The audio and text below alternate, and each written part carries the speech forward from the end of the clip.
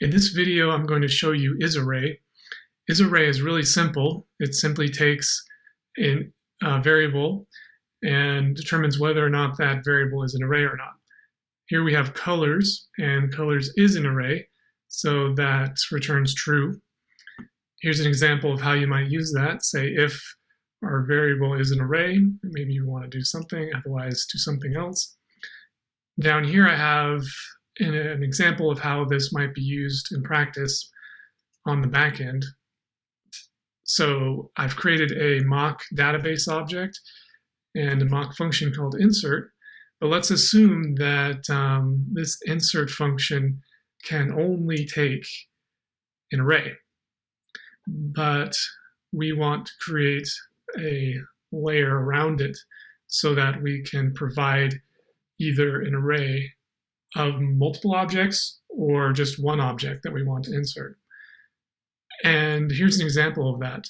So I've created an asynchronous function, which essentially just means that our function is going to run outside of the main program flow, and it's going to call the await keyword, and await will make sure that our operation runs before continuing.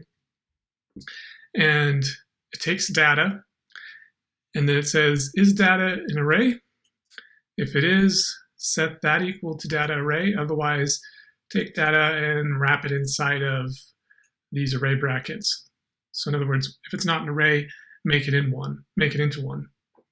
And then now we can feed an array into our database insert every time. We know that this will always be an array, whether or not it's one item or multiple.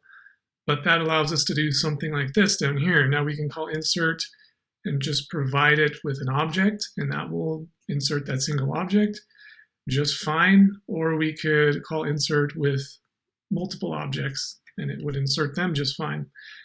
We could even, do this if we just had one and always do it that way, but now we have this flexibility. And that's a good example of how you might use isArray. Here are a few other examples. So I've created a string for Jean-Luc Picard, and he's not an array. And I created a year, and that year is not an array. And I created an object with some of his data in it, and that's also not an array.